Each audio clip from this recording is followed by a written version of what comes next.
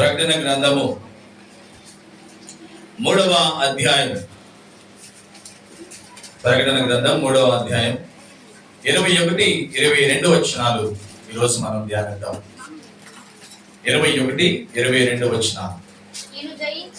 నేను జయించి నా తండ్రితో కూడా ఆయన సింహాసనమునందు కూర్చుండి ఉన్న ప్రకారము జయించు వానిని నాతో కూడా నా సింహాసనమునందు కూర్చుండ నిచ్చెదను. అందరము 22వ వచనం చదువుదాం. సంఘములతో ఆత్మ చెప్పుచున్న మాట చెవిగల వాడు వినును గాక. మరొకసారి అందాం అందరం కలిసి. సంఘములతో ఆత్మ చెప్పుచున్న మాట చెవిగల వాడు వినును గాక. ఎవరికి ఈ మాటలు చెబుతూ ఉన్నారు? ఆయన శరీరం అనే సంఘములో చేర్చబడే వారందరితో మాట్లాడుతున్నాడు. అంటే దేవుని యొక్క ఉద్దేశం భూమి మీద ఉన్న ప్రతి మానవుడు ఆయన పరిశుద్ధమైన అమూల్యమైన రక్తము ద్వారా విమోచించబడి ఆయన స్వరక్తం ఇచ్చే సంఘములో చేర్చబడాలి అన్నదే ఆయన ఉద్దేశం. మరి ఈ చేర్చబడే వ్యక్తికి ఏంటి ఆధిక్యం, ఏంటి ఆ ధన్యత అంటే, ఒకటే, నేను జయించాను, నేను ఈ లోకాన్ని జయించి నా తండ్రితో కూడా ఆయన సింహాసనమునందు కూర్చుండి ఉన్నాను. యేసుక్రీస్తు అంటున్నాడు, నేను ఈ లోకంలోకి వెళ్ళాను, ఈ లోకం పాపముతో, శాపముతో, వ్యాధులతో నిండిపోయింది. నా బిడ్డలైన మనుషులందరినీ మృంగివేసింది. పాపము, శాపం, రోగం.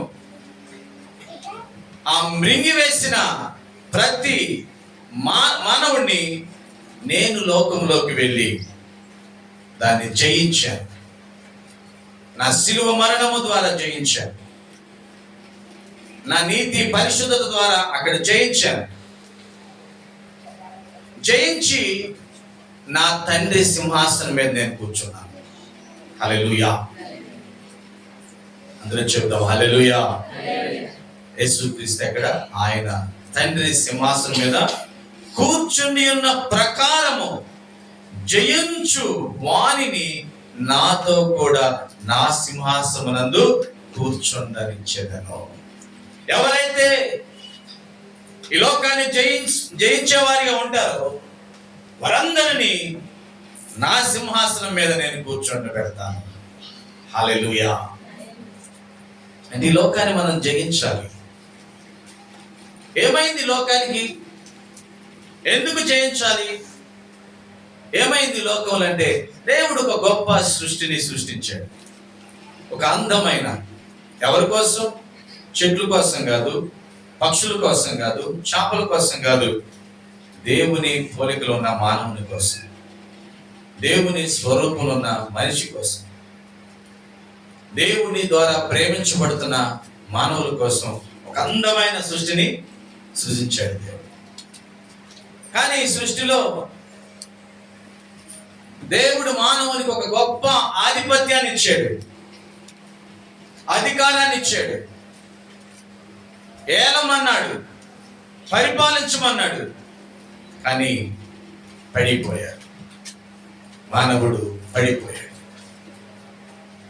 పాపముతో, అవిధేయతతో పడిపోయాడు. పడిపోయిన మానవుణ్ణి దేవుడు విడిచిపెట్టాడా? లేదు. దేవుడు ఎంతో గొప్పగా మానవుణ్ణి ప్రేమించాడు. హల్లెలూయా. ఎంతో గొప్పగా. చెప్పండి ఒకసారి, యేసయ్య నన్ను ఎంతో గొప్పగా ప్రేమించాడు. అందరి దగ్గరికి చెప్పండి, యేసయ్య నన్ను ఎంతో గొప్పగా ప్రేమించాడు. పక్క వాళ్ళతో చెప్పండి, యేసయ్య నిన్ను ఎంతో గొప్పగా ప్రేమించాడు. ఎప్పుడు? నువ్వు మంచివాడిగా ఉన్నప్పుడు కాదు, నువ్వు పాపిగా ఉన్నప్పుడు కూడా. ఎంత గొప్పగా ప్రేమించాడంటే, నీ దుర్మార్గతను బట్టి ఈ లోకంలో మనుషులు ఎవరు నిన్ను ప్రేమించలేదు, కానీ నీ దుర్మార్గతను బట్టి కూడా ఆయన నిన్ను ప్రేమిస్తూనే ఉన్నాడు. అంత గొప్పగా ప్రేమించాడు. హల్లెలూయా. కొందరు మానవులు తన సహోదరుడైనా సహోదరి అయినా రక్త సంబంధికులైనా తెలిసిన వారైనా వీడు దుర్మార్గుడని ప్రేమించడం మానేస్తారు. వీడు అవిధేయత చూపించిన వాడు, నా మీద ఎప్పుడు ఏదో ఒక పగను పెట్టుకుంటా ఉంటాడని చెప్పి ప్రేమించడం మానేస్తారు. కానీ నా దేవుడు, నీ దేవుడు ఎప్పుడూ ప్రేమిస్తూనే ఉంటాడు. ఆయన ప్రేమ ఎంతో గొప్పది, చాలా గొప్ప ప్రేమ అయింది, ఉత్తమమైన ప్రేమ. ఎలాగ చెప్పగలం అంతగా ప్రేమించడని అని అంటే, చూడండి, ఆదికాండంలోనే ఆయన ప్రేమ మనకు అర్థమవుతుంది. ఆదికాండం 3వ అధ్యాయం 21వ వచనం. ఆదికాండం 3వ అధ్యాయం 21వ వచనం చదవండి. దేవుడైన యెహోవా ఆదామునకును అతని భార్యకును చర్మపు చొక్కాయలను చేయించి వారికి తొడిగించెను. ఆదాము భార్య అయిన హవ్వకు ఏం చేశాడంట? చర్మపు చొక్కాయలు, డ్రెస్ చేయించి తొడిగించాడు. ఎందుకు? ఏంటి ఆ కారణం? అంత పరిస్థితి ఏంటంటే, వీళ్ళు అదే 3వ అధ్యాయం 7వ వచనం చూస్తే, అప్పుడు వారిద్దరు కన్నులు తెరవబడెను, వారు తాము దిగంబులమని తెలుసుకుని అంజూరపు ఆకులు కుట్టి తమకు కచ్చడములను చేసుకునిరి. ఏం చేసుకున్నారు? అంజూరపు ఆకులు కుట్టుకుని కచ్చడములు ఒక ఫ్రాక్ లాగా చేసుకున్నారు. పర్లేదులే, ఏదో ఒక ఫ్రాక్ ఉందిలే పోనీ అనుకున్నాడు దేవుడు. లేదు, ఆకులు ఎంతసేపు ఉంటాయి? వాడిపోతాయి, ఎండిపోతాయి, పూర్తిగా రాలిపోతాయి. సో మరలా వారికి సిగ్గు, వారు జీవించలేరు, అవమానంగా ఉంటుంది, తలవంపులుగా ఉంటుంది. కాబట్టి దేవుడు ఇలా కాదు, వీళ్ళు సొంత ఆలోచనతో ఏదో వారు సిగ్గును కాపాడుకున్నాం అనుకుంటున్నారు, వారి సొంత ఆలోచనతో వారికి వచ్చే నిందలు కాపాడుకుందాం అనుకుంటున్నారు, వారికి వచ్చే అవమానం కాపాడుకుందాం అనుకుంటున్నారు. వారి వల్ల కాదు. హల్లెలూయా కదా.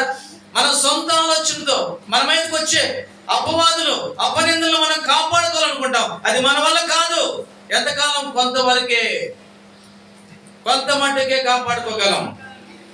కానీ దేవుడు కాపాడితే నిరంతరం కాపాడుతూనే ఉంటాడు. హల్లెలూయా. అయ్యో, బిడ్డలేదో తెలివిగా లావాలనుకుని అంజూరు పాకులు దగ్గర తెచ్చుకుని కుట్టుకున్నారు, ఒక ఫ్రాక్ లాగా కుట్టుకున్నారు. కానీ అది ఉంటుందా? ఉండదే. ఏదైనా జంతువు పైన పడితే రాలిపోతుంది, ఒక్కసారిగా సిగ్గు వస్తుంది, ఒక్కసారిగా అవమానం వస్తుంది, తలవంపులు వచ్చేస్తాయి. అవమానంతో ఏమైపోతారు నా పిల్లలు? అర్థమవుతుందా? అవమానంతో నా బిడ్డలు ఏమైపోతారు అంటారు కదా. భర్త కొట్టినందుకు కాదు కానీ తోడుకోళ్ళ తొంగి చూసినందుకు కాపురాలు ఏమైపోయినాయి. భర్త ఎరగబాదొచ్చు, ఏముండదో. భార్య కూడా ఎరగబాదొచ్చు, భర్తని తిట్టుకోవచ్చు, ఇంగ్లీష్ లో మాట్లాడుకోవచ్చు, తమిళ్లో మాట్లాడుకోవచ్చు, ఏముండదు. ఎవరైనా విని ఏంది ఇలాగా అని అడిగితే చాలు సిగ్గు వచ్చేస్తుంది, మొహమాటం వస్తుంది, రోషం వస్తుంది, అవసరమైతే విడిపోయే పరిస్థితి కూడా వస్తుంది. ఇలాంటి చిన్న చిన్న పరిస్థితులకు కూడా ఇప్పుడు కూడా సంవత్సరాల కొలది కోట్ల గుంట తిరుగుతున్న జంటలు ఎందరో ఉన్నారు.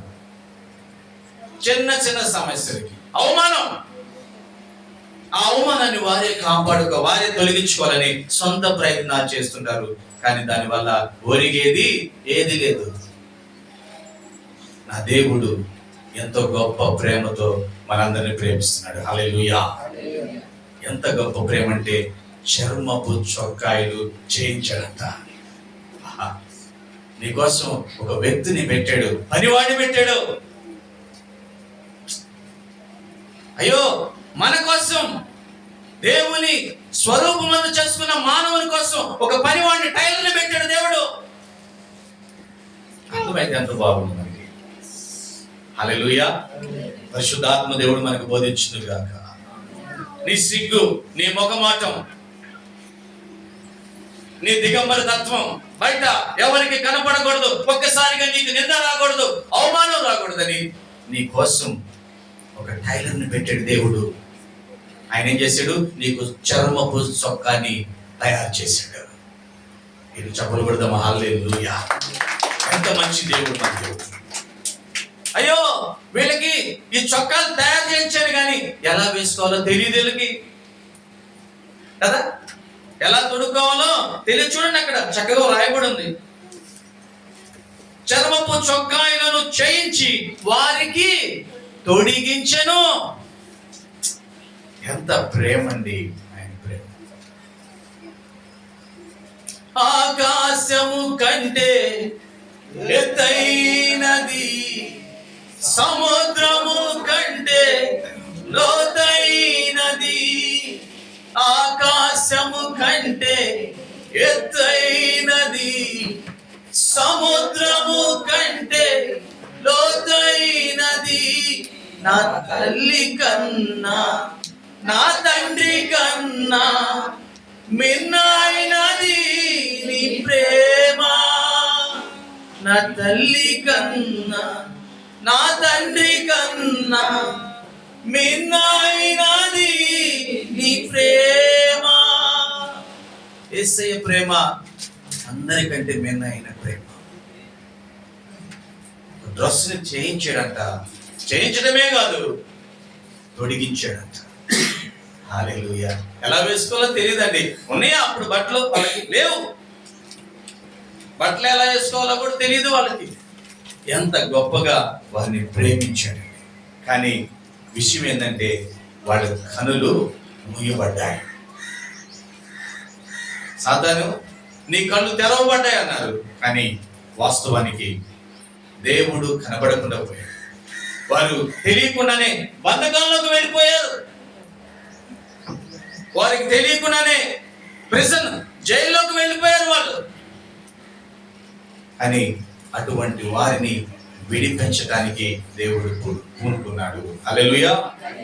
చూద్దాం ఒకసారి యెషయా గ్రంథం 42వ అధ్యాయం. యెషయా గ్రంథం 42వ అధ్యాయం 6-7 వచనాలు. గుడ్డివారి కన్నులు తెరుచుటకును, బంధింపబడిన వారిని చెరసాల నుండి వెలుపలకు తెచ్చుటకును, చీకటిలో నివసించు వారిని బందీ గృహముల నుండి వెలుపలికి తెచ్చుటకును యెహోవానగు నేనే నీతి విషయములో నిన్ను పిలిచి నీ చేయి పట్టుకొని ఉన్నాను. నిన్ను కాపాడి నీ ప్రజల కొరకు నిబంధనగాను అన్యజనులకు వెలుగుగాను నిన్ను నియమించి ఉన్నాను. ఏమైపోయారు వీళ్ళు? గుడ్డి వారిగా అయిపోయారు, బంధింపబడిన వారిగా అయిపోయారు, చీకటిలో బందీ గృహంలో ఉన్న వారిగా అయిపోయారు. దేవుడు ఎంతగానో ప్రేమిస్తూ ఉన్నప్పటికీ, దేవుని బిడ్డ వింటున్నావా? దేవుడు నిన్ను ఎంతో ప్రేమిస్తున్నాడు. నీ సిగ్గును, నీ అవమానమును తొలగించడానికి ఆయనే చక్కగా ఒక డ్రెస్ తయారు చేసి తొడిగించే. కానీ మానవుడు ఏమైపోయాడు? గుడ్డివాడిగా అయిపోయాడు. కనులుండి చూడలేకపోతున్నాడు, బంధించబడ్డాడు. దేవుని వాక్యం ఉండి, దేవుని సన్నిధి సమీపంగా ఉండి కూడా ఆ బంధకాల నుంచి బయటికి రాలేకపోతున్నాడు. తర్వాత చెరసాల్లో ఉండిపోయాడు, బంధకాల్లో బంధించుకుంటున్నాడు. ఒక బంధకం అంటే కాదు, అనేకమైన బంధకాలు, అనేకమైన బంధకాలు. చిన్న సమస్య కాదని చెప్పి ఈజీగా కట్టేయచ్చు అని చెప్పి ఒక 1000 రూపాయలు తీసుకున్నాము. 1000 రూపాయలు మొదటి 2-3 రోజులు బాగా కట్టగలిగాము. 3వ రోజు 4వ రోజు వచ్చేవరకు అనారోగ్యం వచ్చింది.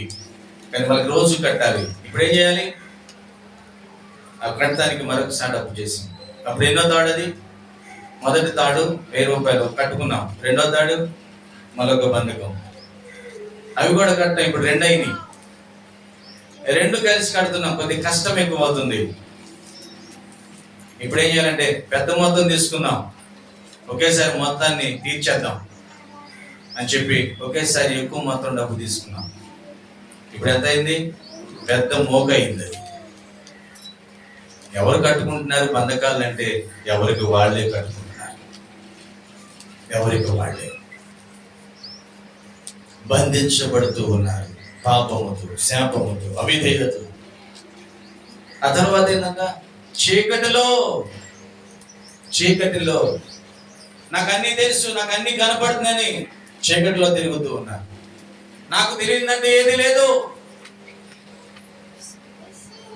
ఈ లోకంలో నాకు తెలియదంటే ఏది లేదు, నేను చాలా జ్ఞానవంతుణ్ణి అని చెప్పి గురుడి వారిగా రక్షకుడైన యేసయ్యనే అంగీకరించలేక తెలియక తిరుగుతూ ఉన్నారు కొందరు.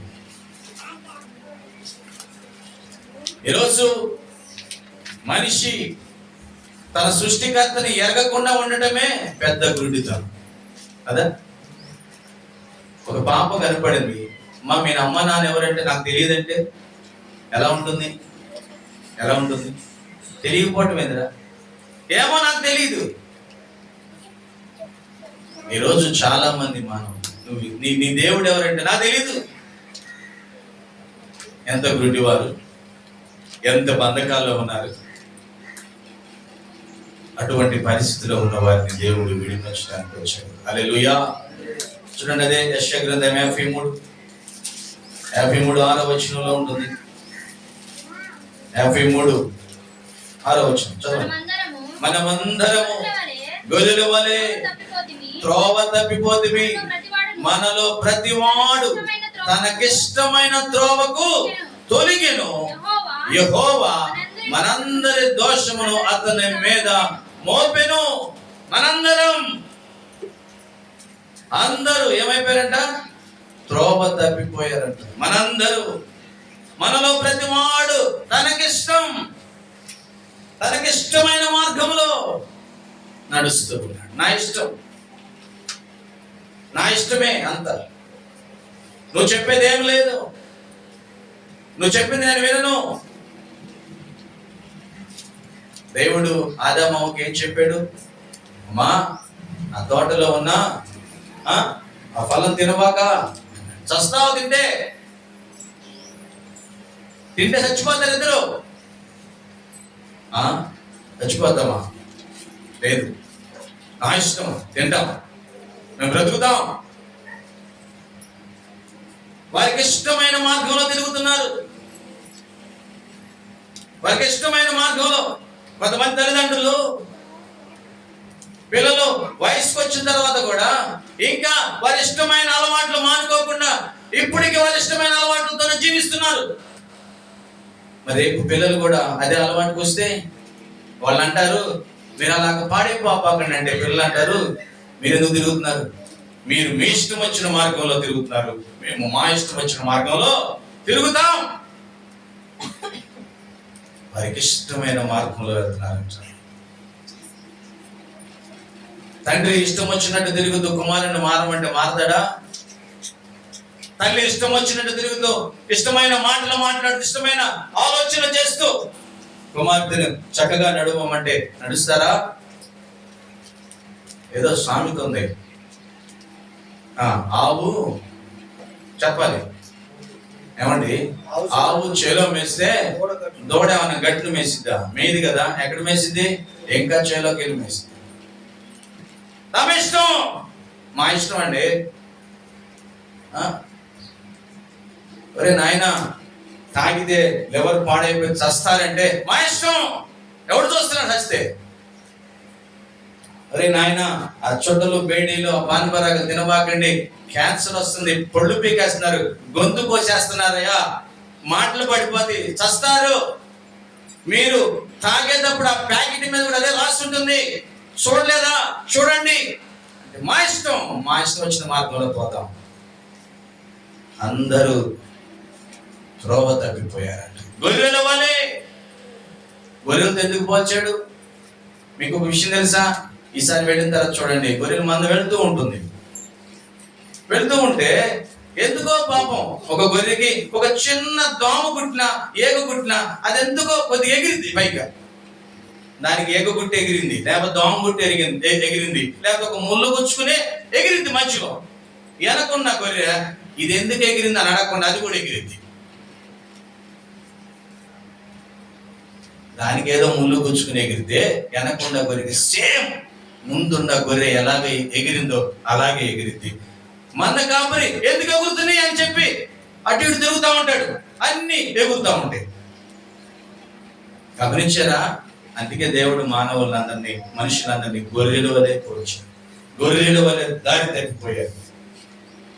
అరే వచ్చే స్వరాన్ని మంచిని వినరు, ముందున్నది ఏం చేస్తే అలాగే తప్పిపోతారు మీరు.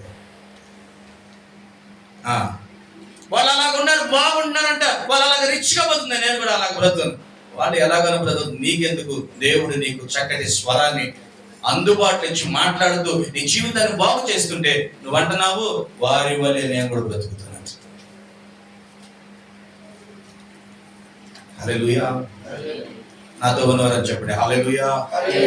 ఒకసారి చేతులు ఉన్నవారు చేతులు పైకి చెప్పండి హల్లెలూయా. ఏమంటున్నారు? వారి వల్లే, గొర్రెల వలె, మా బంధువుల వలె, మా స్నేహితుల వలె నేను కూడా నా ఇష్టం వచ్చిన బ్రతుకుతాను. అందరూ ఏమైపోయారట? త్రోవ తప్పి తమకిష్టమైన మార్గంలోకి వెళ్ళారు. చూద్దాం ఒకసారి 64 యెషయా గ్రంథం 64 వచనం. బైబిల్ ఉన్నవారు తెద్దాం. మేమందరం మా నీతి క్రియలను బట్టి మురికి గుడ్డవలే ఆయన, మేమందరం ఆకువలే వాడిపోతిమి, గాలివాన కొట్టుకుపోనట్లుగా మా దోషములు మమ్మలను కొట్టుకుపోయెను. మేమందరము అపవిత్రులమయ్యాం, మా నీతి క్రియలు మురికి గుడ్డవలే. చాలా మంది, నేను చాలా మంచోడండి, అంత నీతి మంతున్నా తెలుసా? నేను ఎన్ని దుర్మార్గ కార్యాలు చేసినా మా నాన్నగారి మా అమ్మగారి చనిపోయిన రోజు వచ్చే వారికి ఇదిగో 100 మందికి భోజనం పెడతాను. హలో, 100 మందికి భోజనం పెడతా. వృద్ధాశ్రయాలకు వెళ్ళి 10 మంది వృద్ధులకి చీరలేస్తా. నేను నీతి కార్యాలు చేస్తున్నా. దేవుడు అంటున్నాడు, నీ నీతి కార్యాలు మురికి గుడ్డలాగా ఉన్నాయి నాయన. ఎలా ఉండి? మురికి గుడ్డలాగా ఉండి. నువ్వు అనుకుంటున్నావు అది నీతి అనుకుంటున్నావు, నువ్వు అనుకుంటున్నావు అది మంచితనం అనుకుంటున్నావు. మురికి గుడ్డ వలె అవన్నీ ఏమైపోతాయి అంట? ఆకు వలె వాడిపోతాయి అంట. అవన్నీ ఏమైపోతాయి అంట? వాన, గాలి వానకు కొట్టుకుపోయినట్లు కొట్టుకుపోతాయి అంట. అయ్యో, మన కేరళలో పాపం రాత్రికి రాత్రి అందరు ఇళ్లలోనే ఉన్నారు, తెల్లారే వరకు వాడిని ఎక్కడికి వెళ్ళారు వాళ్ళకే తెలియదు.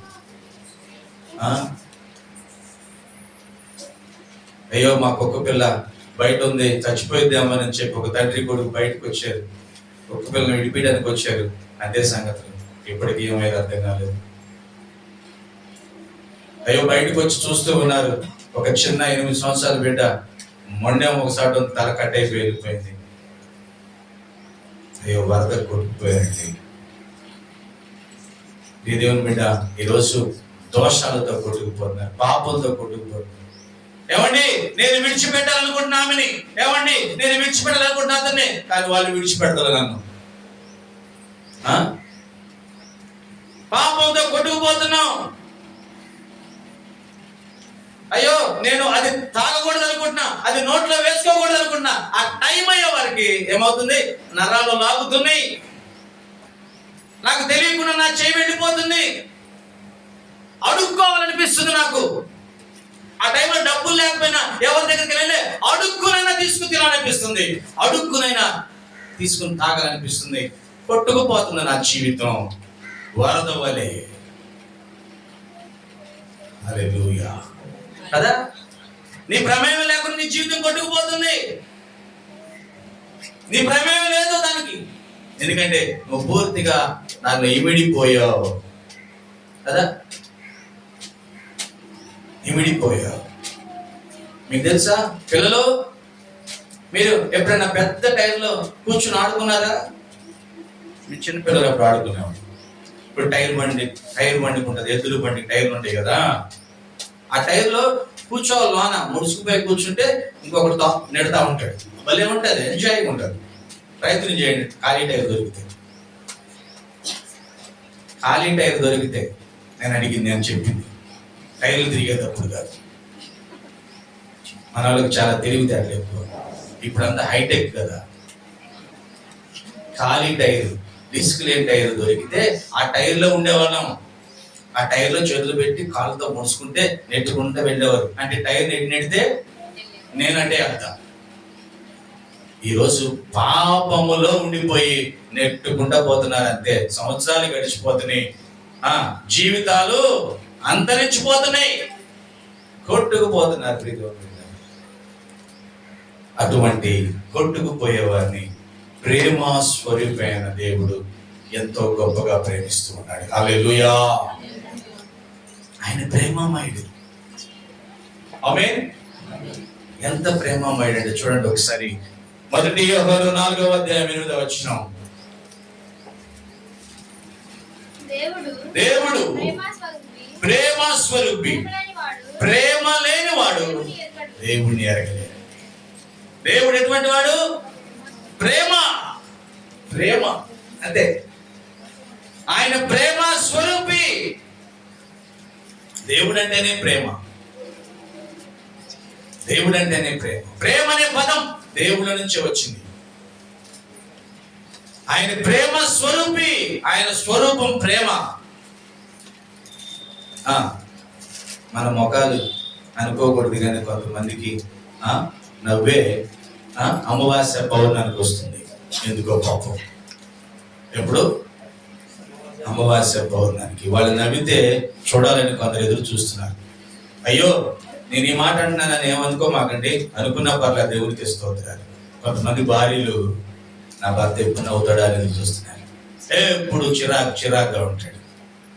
కొంతమంది భర్తలు నా భార్య ఎప్పుడు నవ్వుతుందని ఎదురు చూస్తున్నారు. అయ్యో, మీకు ఒక విషయం తెలుసా? పిల్లలు మా మమ్మీ డాడీ ఎప్పుడు నవ్వుతారా అని చూస్తున్నారు. కలిసి ప్రార్థనకు బడికి వెళ్తారు కానీ యేసయ్య ప్రేమ స్వరూపం చదువుతారు కానీ మా డాడీ మమ్మీకి ఏం లేదు, ప్రేమ లేదు. అయ్యో, ఎప్పుడు నన్ను తిడతారు, ఎప్పుడు నన్ను కొడతా ఉంటారు. మరలా యేసయ్య గురించి అయితే ప్రేమ స్వరూపి దేవుడు అని చెబుతాడు. కానీ పిల్లలకి తల్లిదండ్రులు ఏం కనపడతలేదు, చెప్పాలి, ఏం కనపడతలేదు నాన్న రాజేష్? ప్రేమ.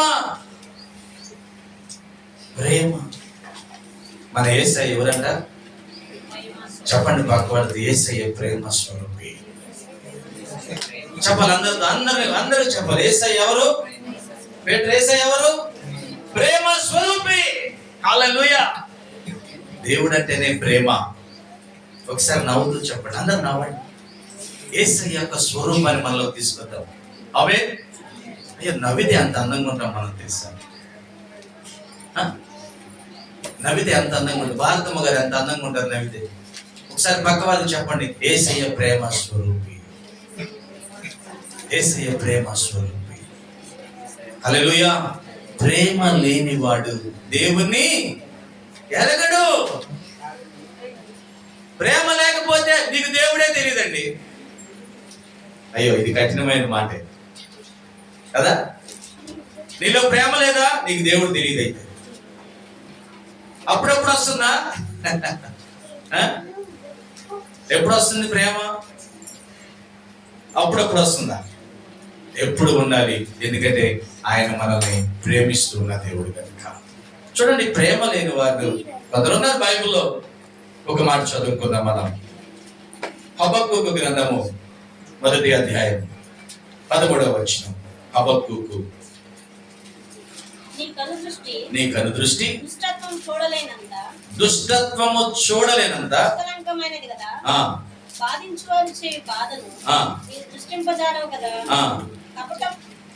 కపటంలో నీవు చూచియు దుర్మార్గులు తమ కంటే ఎక్కువ నీతి తమ నాశనం చేయగా నీవు చూచి ఎందుకు ఉంటున్నావు? నువ్వు ఎందుకు చూసు ఓరకనే ఉంటున్నావు? చూడండి, ఓరకనే ఎందుకు ఉంటున్నాడు ఇక్కడ? ఇది క్వశ్చన్ అన్నమాట. నీ కనుదృష్టి దుష్టత్వమును చూడలేనంత నిష్కలంకమైనది కదా దేవునిది. బాధించు వారు చేయు బాధ నీవు దృష్టింపజాలవు కదా. కపటులను నీవు చూసి దుర్మార్గులు తమ కంటే ఎక్కువ నీతి పరులను నాశనము చేయగా చూసి ఎందుకు ఊరకనే ఉంటున్నావు? అర్థమైందా ప్రశ్న? అసలే దుర్మార్గుడు, అతని కంటే ఎక్కువ దుర్మార్గుడు, వారిద్దరు ఏమవుతున్నారు? కొట్టుకుంటున్నారు.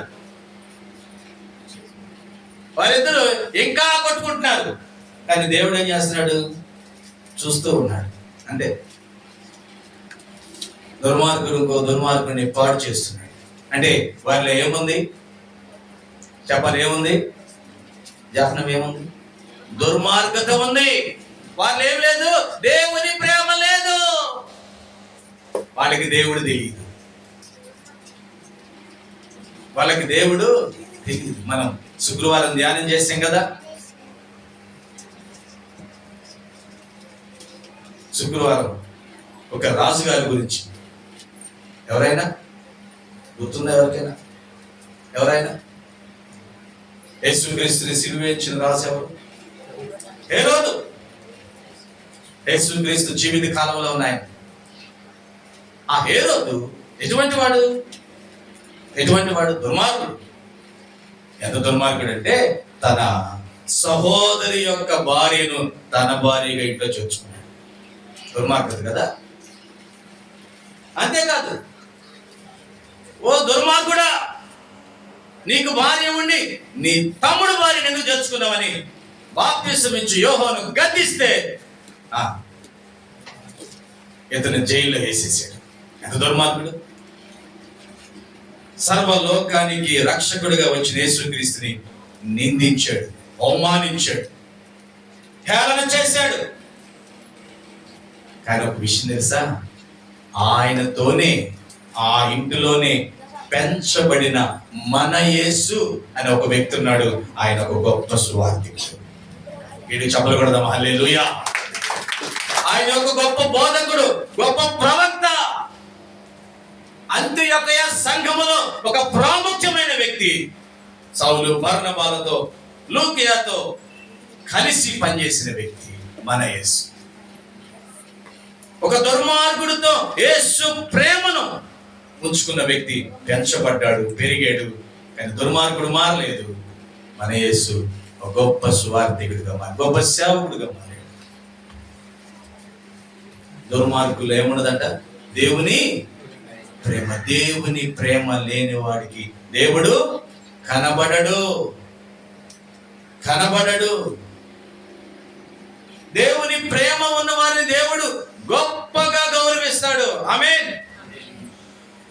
ఉందా నీలో దేవుని ప్రేమ? ఎంతమంది చెబుతారు నాలో దేవుని ప్రేమ ఉందని? హల్లెలూయా. సో మీరు చెప్పకపోతే చెప్పలేరు. పక్క వాళ్ళు చెప్పండి, నీలో యేసయ్య ప్రేమ ఉందని. ఒకసారి చెప్పండి, యేసయ్య ప్రేమ నీలో ఉంది. ఎంత గొప్పదని ఇది. రత్నబాబుకు చెప్పలే ఎవరు. యేసయ్య ప్రేమ మా సహోదరులో ఉంది. ఎంత ప్రేమ చూడండి, చక్కగా, ఎంత గ్లామర్ గా, ఎంత అందంగా ఉండేది. రత్నబాబు నవ్వుతే అందంగా ఉంటుంది. యేసయ్య ప్రేమతో నింపబడిన వ్యక్తి మా సహోదరుడు. ఆమేన్. యేసయ్య ప్రేమతో నింపబడిన మనందరం. సరే, యేసయ్య ప్రేమతో నింపబడిన వారిని ఎలా ఉంటాం చూడండి. ఎంత ఎత్తులో ఉంటామో చూడండి. ఒకసారి కీర్తన 40వ దావీదు కీర్తన 2వ వచనం చదవాలి. గుంటలో నుండి చికటగల దొంగ ఊబిలో నుండి ఆయన నన్ను పైకెత్తుతాడంట. నా పాదములు బండ మీద నిలిపి నా అడుగులు స్థిరపరుస్తాడు. హల్లెలూయా. దేవుని ప్రేమ నీలో ఉంటే నువ్వు జారి పడిపోవు. నాశనకరమైన గుండెలో పడిపోవు, జిగడగల ఊబిలో ఇరుక్కుపోవు. ఒకవేళ పడిపోయావా, నా యేసయ్య నిన్ను పైకి లేవనెత్తాడు. నేను చెప్పలు పెడదాం, హల్లెలూయా. లేవనెత్తి వదిలిపెట్టడు. నీ పాదాలని బండ మీద నిలిపి స్థిరపరుస్తాడు ఆయన. ఎప్పుడు ఎప్పుడు దేవుని ప్రేమ మనలో ఉంటున్నప్పుడు. ఇంకా తెలుసా, దేవుని ప్రేమ నాలో ఉంటే నేను ఎక్కడ ఎంత ఉన్నతమైన ప్రదేశంలో ఉంటాను. ఒకసారి చూద్దాం. మొదటి సమూయేలు 2వ అధ్యాయం బైబిల్ వారని తీద్దాం.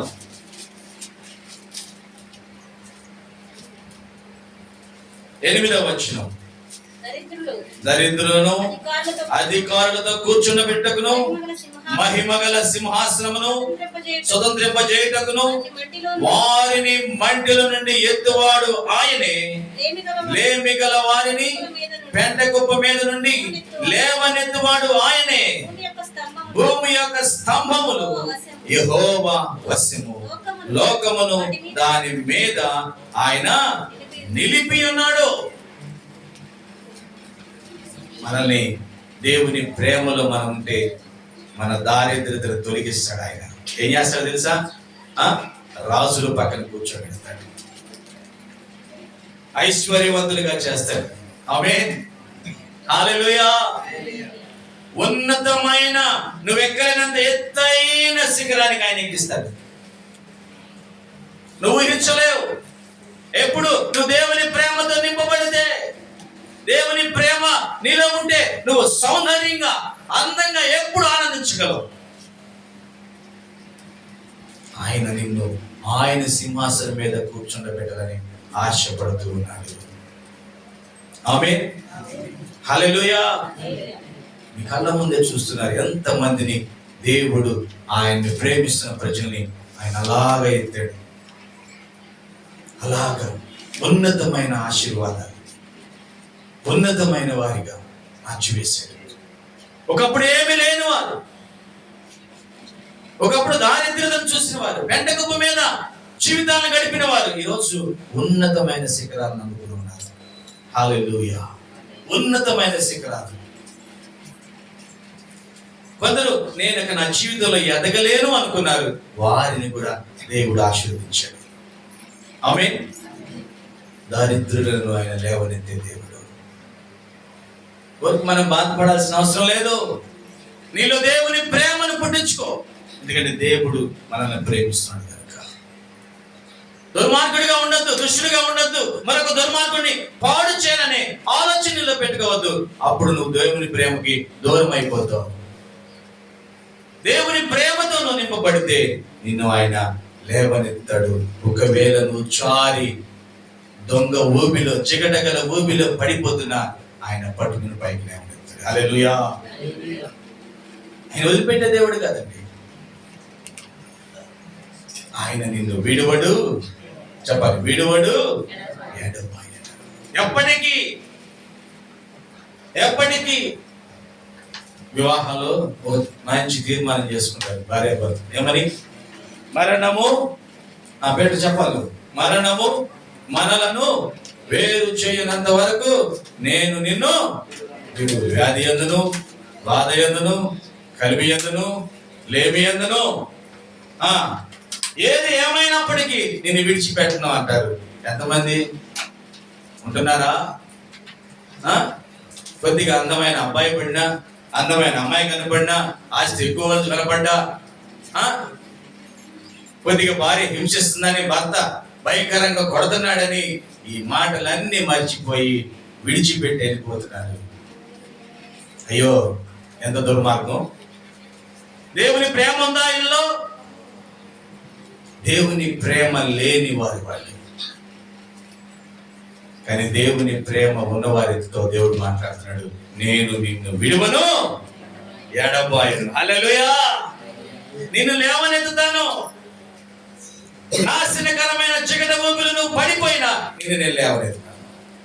అయ్యో, యేసేపుని నీళ్లు లేని బావిలో పడేసారు. పైకెక్కుదామంటే ఏమీ లేదు పాపం. ఎక్కడానికి అవకాశం లేదు, కానీ నీళ్లు లేవు, చనిపోయే అవకాశం లేదు. కొన్ని దినాలు అలాగే లేదు, చచ్చిపోతాడు ఖచ్చితంగా. ఆహారం లేక నీరు లేక చచ్చిపోతాడు. బాధపడ్డా? బాధపడలా. అక్కడ కూడా నా యేసయ్య నాతో ఉన్నాడని ధైర్యంగా ఉన్నాడు. గట్టి చప్పలు పెడదాం. హల్లెలూయా. ధైర్యంగా ఉన్నాడు. ఈరోజు చాలా మంది తమ భర్త పట్టించుకోవట్లేదని నేను ఒంటరిదాన్ని అయిపోయాను, పిల్లలు కూడా వాళ్ళ నాన్న పక్షాన్ని ఉండిపోయారు, నేను మా అమ్మను వదిలిపెట్టి మా నాన్న వదిలిపెట్టి నా ఇంటి పేరు వదిలిపెట్టి మా ఊరు వదిలిపెట్టి వచ్చాను, ఈరోజు ఒంటరిదానిగా ఉన్నానని ఏడుస్తూ ఏడుస్తూ నీళ్లు వినిగిపోతున్నాయి పాపం. నేను చెప్తున్నాను నా యేసయ్య మాటగా, నీలో దేవుని ప్రేమ ఉంటే నిన్ను లేవనెత్తడానికి ఆయన నీ పక్కనే ఉన్నాడు. నమ్మిన వారికి చప్పలు కొడతాం. ఆమేన్. చాలా మంది భర్తలు చేసుకోను అనుకున్నాను, ఇరికిచ్చారు, పెళ్లి చేశారు. ఒక్కదాన్నే కదా పోషిద్దాం అనుకుంటే ఒకరికి 4 అయ్యారు, 3 అయ్యారు. ఈ రోజు పెద్ద కుటుంబం అయిపోయింది. ఒక్కరోజు బలహీనత వస్తే ఇంట్లో కూర్చోడానికి లేదు, నన్ను కాపాడే వాళ్ళు ఎవరు లేరు, ఒంటరి పోరాటం అయిపోయింది అని ఒంటరిగా ఏడుస్తున్నారండి. నాకు దిక్కు లేదు, నాకెవరు సహాయం చేసేవాళ్ళని. వారితో దేవుడు మాట్లాడుతున్నాడు, నీకు సహాయకుడు నేనే. ఆమేన్. నీకు సహాయకుడు నేనే, నీ వెంట ఉంటాను, నేను నిన్ను విడువను, ఎడబాయను. భయంకరమైన దొంగ ఊపిలో, నాశనకరమైన ఊపిల నుంచి నేను నిన్ను పైకి లేవనెత్తుతాను. ఆమేన్. హల్లెలూయా. ఈ పోరు నాకు తట్టుకోవటమేనా, ఎప్పుడు జీవితాంతము ఈ పోరుతోనే బ్రతకాలా అని చెప్పి విసుగుతో, జీవితాంతం ఈ ఒంటరి జీవితమేనా నాదని విసుగుతో ఉన్న వారితో దేవుడు మాట్లాడుతున్నాడు, నీలో దేవుని ప్రేమను పుట్టించుకో, నేను నిన్ను విడువను. చెప్పాలి, ఎడబాయను. హల్లెలూయా. చెప్పండి పక్క వారితో, యేసయ్య నిన్ను విడువడు, ఎడబాయడు. చెప్పండి అందరూ, యేసయ్య నిన్ను విడువడు, ఎడబాయడు. నువ్వు ఒంటరివాడివి కాదు, నువ్వు ఒంటరి వాడివి కాదు, యేసయ్య నీకు తోడుగా ఉన్నాడు. ఆమేన్. ఆయన పైకి లేవనెత్తుతాడండి. ఈ మాటలు మనం గ్రహించాలి. ఆమేన్. ఈ వాక్యాన్ని మనం గ్రహించాలి. అందుకే కొలస్సీలకు రాస్తూ అంటున్నాడు అపోస్తలుడైన పౌలు 1వ అధ్యాయము కొలస్సీ సంఘానికి ఈ విధంగా రాస్తూ అంటున్నాడు, మనల్ని ప్రోత్సహిస్తూ ఉన్నాడు ఈ మాటల ద్వారా. కొలస్సీ 1:9 నుంచి 12 వరకు ఒకసారి మనం నిదానంగా చదవండి ఎవరైనా. అందుచేత ఈ సంగతి వినిన నాటి నుండి మేమును ఈ నిమిత్తం ప్రార్థన చేయటం మానక మీరు సంపూర్ణ జ్ఞానమును ఆత్మ సంబంధమైన వివేకము గలవారును ఆయన చిత్తమును పూర్ణముగా గ్రహించి వారునై ప్రతి సత్కార్యములో సఫలమగుచు దేవుని విషయమైన జ్ఞానమందు అభివృద్ధి పొందొచ్చు అన్ని విషయములలో ప్రభువును సంతోషపెట్టినట్లు ఆయనకు తగినట్లుగా నడుచుకొనవలెననియు ఆనందముతో కూడిన పూర్ణమైన ఓర్పును దీర్ఘశాంతమును కనపరచునట్లు ఆయన మహిమ శక్తిని బట్టి సంపూర్ణ బలముతో బలపరచబడవలెననియు తేజోవాసులైన పరిశుద్ధుల స్వాస్థ్యములో పాలువరులకు మనలను పవిత్రులుగా చేసిన తండ్రికి మీరు కృతజ్ఞతాస్తుతులు చెల్లింపవలెననియు దేవుని బతిమాలు కొనుచున్నాను. పౌలు, అయ్యో మీరు ఈ మాటలని గ్రహించాలి. ఇప్పటి వరకు విన్నాయి, భలే ఉన్నాయి అనుకోవటానికి కాదు. హల్లెలూయా. భలే ఉన్నాయి అనుకోవటం కాదు, గ్రహించాలి. గ్రహించి ప్రార్థన చేయాలి మానక. ఆమేన్. ప్రార్థన చేయాలి. సంపూర్ణ జ్ఞానమును ఆత్మ సంబంధమైన వివేకము గలవారిగా ఉండాలి మీరు. హల్లెలూయా. ఆయన చిత్తమును పూర్ణముగా గ్రహించిన వారై ఉండాలి. ప్రతి సత్కార్యములో సఫలమగుచు దేవుని విషయమైన జ్ఞానమును అభివృద్ధి పొందొచ్చు అన్ని విషయములో. హల్లెలూయా. ఏందంట?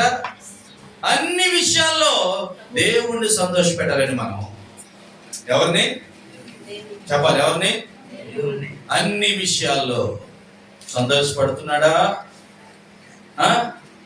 బిడ్డలు ఏదన్నా చేస్తుంటే చిలిపి చేష్టలు తల్లిదండ్రులు చప్పట్లు కొట్టి ఎంత చక్కగా చేస్తుందో మా అమ్మాయి మా అబ్బాయి అంటారు కదా.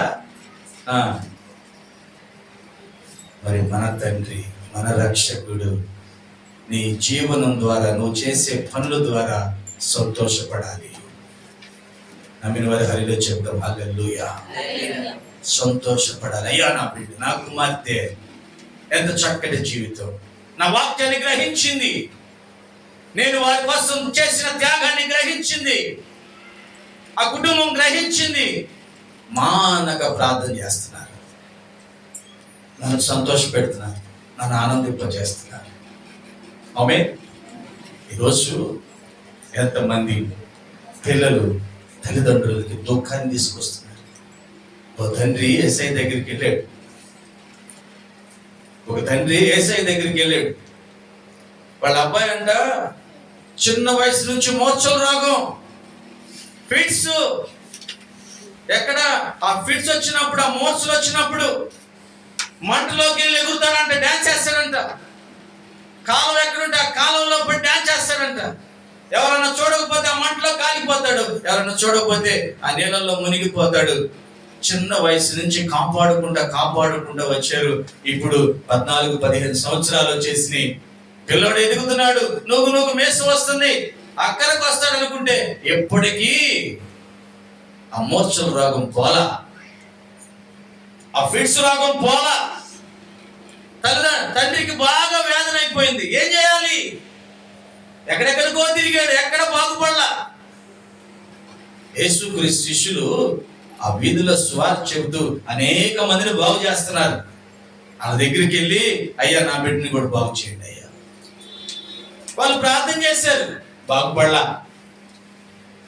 ఏంది బాగుపడలేదు అని చెప్పి ఈసారి యేసయ్య దగ్గరికే వెళ్దామని యేసయ్య దగ్గరికి వెళ్ళాడు. బోధకుడా మీ శిష్యుల్ని అడిగా, వారి వల్ల కాల, నీ వల్ల ఏమన్నా అవుతుందా? యేసుక్రీస్తు అన్నాడు, నీవు నమ్మితే నేను చేస్తా. హల్లెలూయా. నేను చేయగలనని, నీ కుమారుని బాగు చేస్తానని నీకు నమ్మకం ఉందా? ఈరోజు ప్రభువైన యేసుక్రీస్తు జీవమైన మాటగా ఈ మాట చెబుతున్నాను.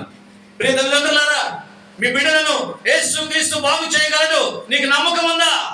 నమ్మకం ఉంటేరా దేవుని మందిరానికి, నమ్మకం ఉంటేరా దేవుని ఆరాధించడానికి. నీ బిడ్డలను బాగు చేయగలిగిన దేవుడు నా నజరేయుడైన యేసుక్రీస్తు. హల్లెలూయా. ఇంకే ఎవ్వరి వల్ల కాదు, ఏ కౌన్సిలింగ్ వల్ల కాదు, ఏ పరిస్థితి వల్ల కాదు. నా యేసయ్య మాత్రమే యవ్వన బిడ్డలను, చిన్న బిడ్డలను బాగు చేయగలడు అన్నాడు తండ్రితో. నేను బాగు చేస్తా, నువ్వు నమ్ముతున్నావా? నమ్ముతున్నానయ్యా. అపనమ్మకము కలగకుండా సహాయము చేయని బిగ్గరగా ఏడ్చాడట. అంటే ముందే నమ్ముతున్నాడు, తర్వాత బంధుమిత్రులు తెలిసిన వాళ్ళు ఏమి కాదులే, వాళ్ళ వల్ల ఏమి కాదు, వాళ్ళ స్నేహం వాళ్ళ సహవాసం వల్ల నీకు ఒరిగేదేమి లేదు, వద్దు అని చెబుతున్నారు, సూటిపోటు మాట్లాడుతున్నారు. అప్పుడు నాకు అవిశ్వాసం వస్తుందయ్యా. అవిశ్వాసం రాకుండా నాకు సహాయము చేయ. ఏడ్చాడు, దగ్గరగా ఏడ్చాడు. వెంటనే యేసుక్రీస్తు తనలో ఉన్న దురాత్మను గద్దించగా ఆ దెయ్యాలు ఆ యవనస్తుని విడిచి వెళ్ళిపోయాయి. ఏంటి చెప్పలు కొడతాం? హల్లెలూయా. అందరూ చెప్తాం హల్లెలూయా. మూలుగుతూ నురుగు కక్కుతూ పడిపోయాడు. చచ్చాడేమో అనుకున్నారు అందరూ. చావల నూతన జీవితంతో బ్రతికాడు. ఆమేన్. వాక్యం ఇచ్చిన ప్రియ దేవుని బిడ్డ, తల్లిదండ్రులు పిల్లల్లో సంతోషం చూడాలనుకుంటున్నారు, కానీ పిల్లలు తల్లిదండ్రులు దుఃఖపరిచే వారిగా మారారు. మనందరం తండ్రిని సంతోషపెట్టే జీవితం కలిగి ఉండాలి. ఆమేన్. ఇలా ఉండాలని పౌలు తండ్రి దగ్గర బతిమలకు ప్రార్థన చేస్తాడట. హల్లెలూయా. బతిమాలకు ప్రార్థన చేస్తాడు. దేవుని బిడ్డ, ఒక మంచి జీవితం జీవించాలి లోకంలో. మనం ఎప్పుడైతే ఈ మంచి జీవితం జీవిస్తూ ఏ పాపం అంటకుండా దేవుణ్ణి సంతోషపెట్టే వారిగా ఉంటామో అప్పుడు మనం లోకాన్ని జయించిన వారం. లోకాన్ని జయించిన వారం మనందరం. లోకాన్ని జయించేవాడు పైన ఉన్న వాటిని వెతుకుతాడు, కానీ భూమి మీద ఉన్న వాటిని వెతకడు. చూడండి ఒకసారి కొలస్సీయులకు రాసిన పత్రిక అదే 3వ అధ్యాయం 2-3 వచనాలు. పైనున్న వాటి మీదనే గాని భూ సంబంధమైన వాటి మీద మనస్సు పెట్టకునుడి. ఏలయనగా మీరు మృతి పొందితిరి, మీ జీవము క్రీస్తుతో కూడా దేవుని యందు దాచబడి ఉన్నది. ఆమేన్. జయించిన నీవు మృతి పొందావు. ఈ లోకంలో మన జీవం యేసుక్రీస్తులో ఉంది. యేసుక్రీస్తులో నీ జీవం ఉంటే ఆయన అంటున్నాడు, జయించిన నేను నా తండ్రి సింహాసనం మీద ఉన్నాను. నీవు జయిస్తే నా సింహాసనం మీద నువ్వు ఉంటావు. ఆమేన్. ఎంత తండ్రి. యేసయ్య సింహాసనం మీద ఉంటే ఆకలి ఉంటుందా? యేసయ్య సింహాసనం మీద ఉంటే బీపీ ఉంటుందా? షుగర్ ఉంటుందా? థైరాయిడ్ ఉంటుందా? క్యాన్సర్ ఉంటుందా? ఏది ఉండదు, ఆనందం ఉంటుంది. హల్లెలూయా. ఎప్పుడు ఆనందం మన యేసయ్య ఇస్తాడండి.